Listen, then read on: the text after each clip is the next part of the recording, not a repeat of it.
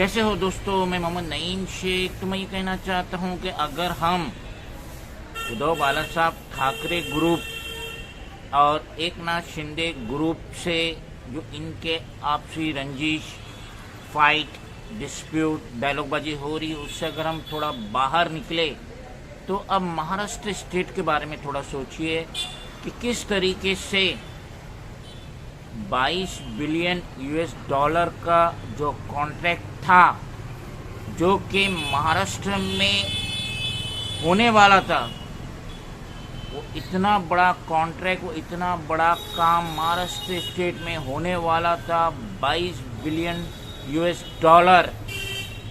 और किस तरीके से ये इतना बड़ा कॉन्ट्रैक्ट गवर्नमेंट ऑफ महाराष्ट्र से स्लिप होके गवर्नमेंट ऑफ गुजरात को मिला।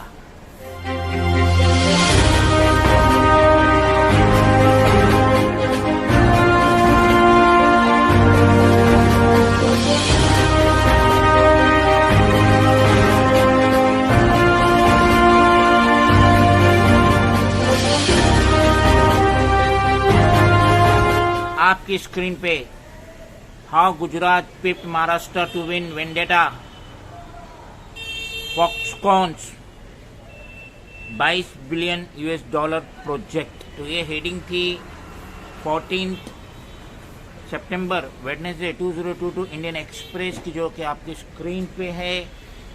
उसमें बताया गया कैसे गुजरात गवर्नमेंट ने महाराष्ट्र गवर्नमेंट से ये जो 22 बिलियन यूएस डॉलर का प्रोजेक्ट था पाली। असल में हुआ क्या है कि वेंडेटा जो है ये एक इंडियन कंपनी है, उसका और ताइवान की जो कंपनी है फॉक्सकॉन्स, उसका एक प्रोजेक्ट होने वाला था जॉइंट वेंचर में 60-40 बेसिस पे। 60 जो था वो वेंडेटा का था और 40 जो था वो ताइवानी कंपनी फॉक्सकॉन का था, to set up an integrated display and semiconductor fabrication ecosystem. और ये जो प्रोजेक्ट था, ये जो कॉन्ट्रैक्ट था, इसके लिए गवर्नमेंट ऑफ महाराष्ट्र बहुत ही ज़्यादा कॉन्फिडेंट थी कि ये प्रोजेक्ट उनको मिलेगा। और जो मीटिंग हो रही थी, जो एडवांस स्टेजेस था, जो डिस्कशन था बिटवीन द सेट जेवी वेंडेटा और फॉक्सकॉन के बीच में, जो भी बातचीत डिस्कशन जो हो रहा था वो सब महाराष्ट्र स्टेट में हो रहा था। लेकिन इसके बावजूद इतना बड़ा 22 बिलियन यूएस डॉलर का प्रोजेक्ट महाराष्ट्र गवर्नमेंट के हाथों से स्लिप होके गवर्नमेंट ऑफ गुजरात को मिल गया। आपकी स्क्रीन पे a political firestorm erupted in Maharashtra after a joint venture of Indian mining conglomerate Vedanta and Taiwanese manufacturing giant Foxconn, which held talks with the state to set up its new semiconductor plant, signed a memorandum of understanding MOU with Gujarat government on Tuesday to locate its project there.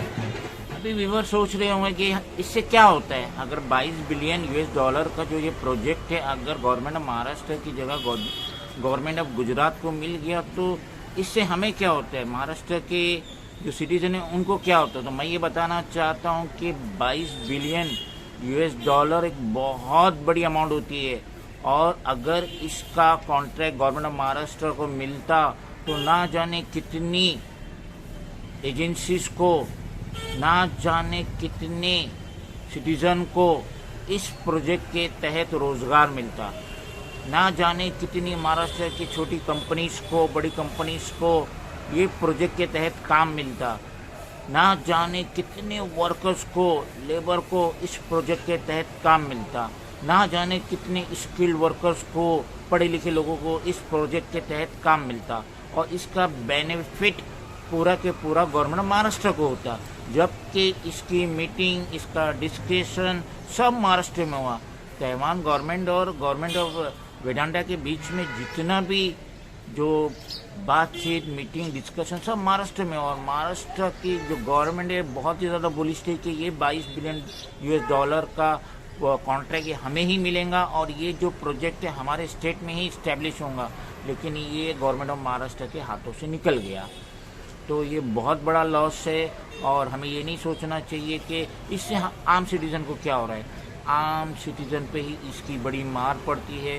अगर ये contract government of Maharashtra को मिलता तो यकीनन main power Maharashtra के इस्तेमाल होता, workers, labour, skill person सब महाराष्ट्र के रहते और इस तरीके से महाराष्ट्र का ग्रेड बढ़ता, इनकम बढ़ती, सब बढ़ता। लेकिन यहाँ पे जो ये बीजेपी और एकनाथ शिंदे की हुकूमत है, तो अफसोस हुआ इतना बड़ा प्रोजेक्ट जो हमारे महाराष्ट्र की गवर्नमेंट से स्लिप हो गया, जबकि ये बहुत ज़्यादा बुलिश थी।